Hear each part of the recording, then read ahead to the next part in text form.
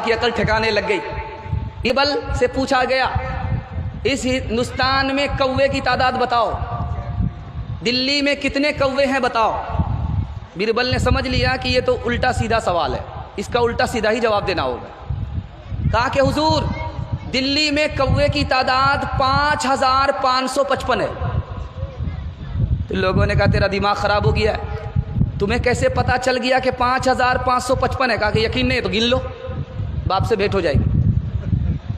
तीसरी मिसाल आपके सामने आ रही है। 20 साल के बाद एक गैर मुस्लिम मुसलमान हुआ। 20 साल के बाद एक गैर मुस्लिम मुसलमान हुआ। अब वो उठता था राम राम, बैठता था राम राम, उठता था राम राम, बैठता था राम राम। लोगों ने कहा कैसा मुसलमान है, उठते बैठते राम राम ही कर रहा है। तो उसने कितना प्यारा जवाब दिया, बरसों का राम आहिस्ता आहिस्ता ही निकलेगा, इतनी जल्दी नहीं निकलेगा। इस हिंदुस्तान का बादशाह गुजरा, उसका नाम था औरंगजेब। दुआ कीजिए अल्लाह उनकी कब्र को नूर से भर दे। और हिंदुस्तान का नवाब था शिवाजी। शिवाजी और औरंगजेब बादशाह की लड़ाई हो गई। औरंगजेब ने शिवाजी के महल को, किले को घेर लिया, शिवाजी को बाहर निकलने ही नहीं दिया।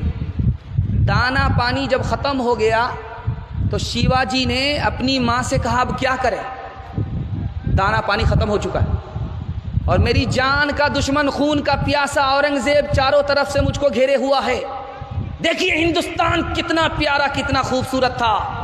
तारीख के हवाले से सुनाने के लिए जा रहा हूँ, इसको ध्यान से सुनिएगा, पयाम इंसानियत आप सुन रहे हैं। शिवाजी का राशन ख़त्म हो गया, दाना पानी ख़त्म हो चुका है, चारों तरफ से दुश्मन औरंगजेब के लश्कर ने घेर रखा है। तो माँ से पूछा कि करें क्या करें? कहा क्या करें, औरंगजेब से पूछ लो। कहा औरंगजेब तो मेरी जान का दुश्मन है। कहा जान का दुश्मन ज़रूर है लेकिन मुसलमान है, तुमको सही मशवरा देगा, गलत मशवरा नहीं देगा। माँ ने कहा है शिवाजी से कि बेटा राशन ख़त्म हो गया, किसी से पूछना नहीं, औरंगजेब से पूछो। तो शिवाजी ने कहा कि औरंगजेब से कैसे पूछें, वो तो मेरी जान का दुश्मन है, खून का प्यासा है। कहा ये ज़रूर है कि वो तुम्हारी जान का दुश्मन है लेकिन मुसलमान है, तुमको गलत मशवरा नहीं देगा, सही मशवरा देगा। अब शिवाजी ने औरंगजेब से कहा मेरा राशन ख़त्म हो गया।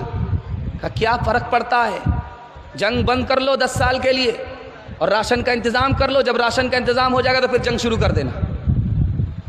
10 साल के लिए शिवाजी को टाइम दे रहा है। कौन टाइम दे रहा है? औरंगजेब बादशाह, कि 10 साल के लिए जंग बंद कर दो और इंतज़ाम कर लो, उसके बाद जंग करना। अब औरंगजेब से कहा कि 10 साल में तो वो मजबूत हो जाएगा, आपके ऊपर हमला करेगा।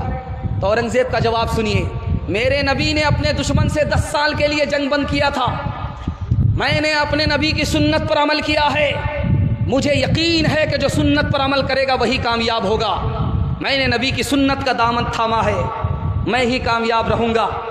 जब दोबारा जंग शुरू हुई, शिवाजी गिरफ्तार हो गए, दिल्ली लाया गया, फिर भी औरंगजेब बादशाह ने कहा कि इनको कत्ल मत करना, ये कौम का सरदार है। हमारे नबी ने कहा कि कौम के सरदार की इज्जत करो, उसको जलील मत करो। ये था खूबसूरत हिंदुस्तान, ये था खूबसूरत समाज, ये था भाईचारा, ये था औरंगजेब बादशाह का पयाम इंसानियत। दूसरी मिसाल आपके सामने आ रही है। ट्रेन में सफ़र हो रहा है, दुआ कीजिए अल्लाह उस आलिम दीन की कब्र को नूर से भर दे। उनका नाम था शेखुल इस्लाम हुसैन अहमद मदनी रहमतुल्लाह अलैह। आप देखेंगे कभी कभी ट्रेन में पानी बंद हो जाता, जब पानी बंद हो जाता है तो जो पखाना है उसमें लोग पखाना करते जाते हैं, वो भरता जाता है, वो बाहर निकलता नहीं है, ऊपर रहता है। इत्तिफाक से पानी बंद हो गया ट्रेन में और पखाना ऊपर है, कोई भी जा रहा तो छींची करके वापस आ रहा।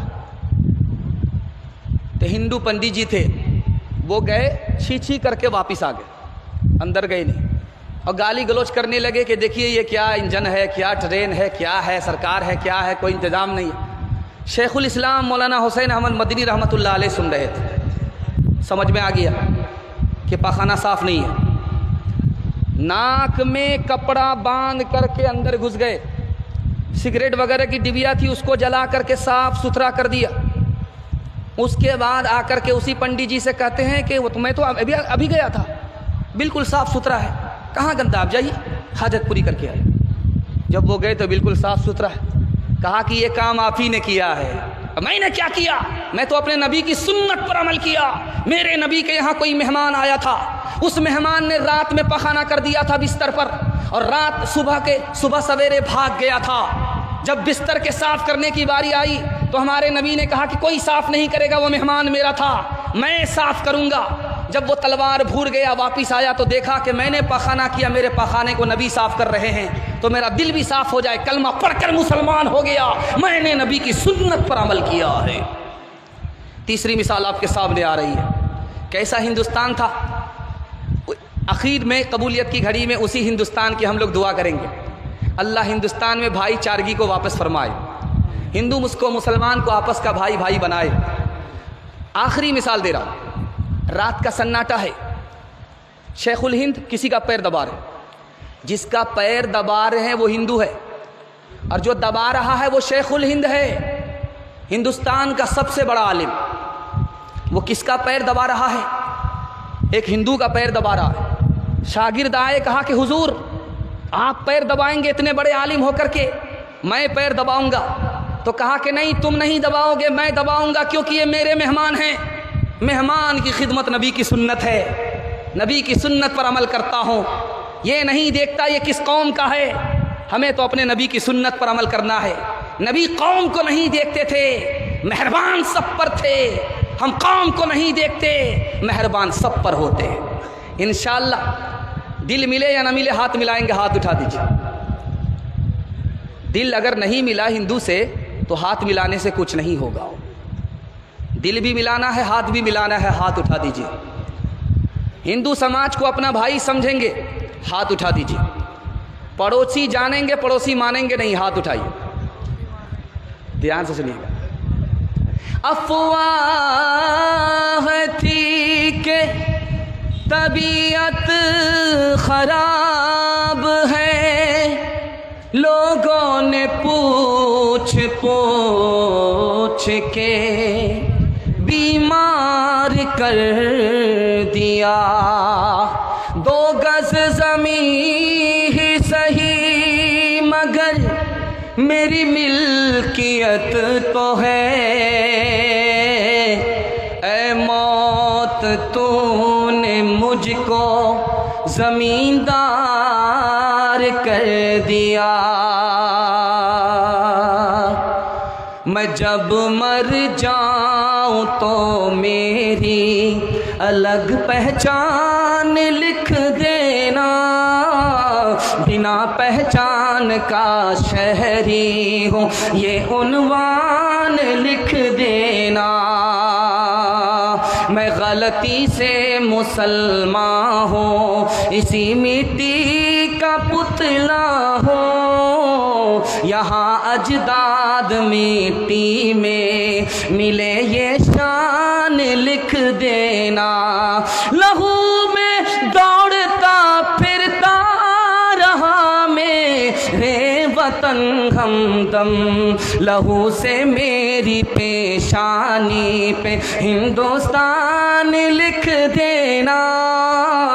लहू से मेरी पेशानी पे हिंदुस्तान लिख देना। सारे जहां से अच्छा हिंदुस्तान हमारा, हम बुलबुले हैं इसकी ये गुलसिता हमारा। सारे जहां से अच्छा मजहब नहीं सिखाता, आपस में बैर रखना। हिंदी है हम, वतन है हिंदुस्तान हमारा। सारे जहां से अच्छा। पैगाम निकल गया, आखिरी पैगाम रह गया, 3 मिनट का है। इजाज़त देंगे तो सुनाऊंगा। इजाज़त है? दोनों हाथ उठा दीजिए इंशाअल्लाह। ध्यान से सुनिएगा। आज एक तूफ़ान खड़ा है, हर आदमी को मकान बनाने की फ़िक्र है। ज़िंदगी छोटी है, लेकिन वो प्लान क्या बनाता है?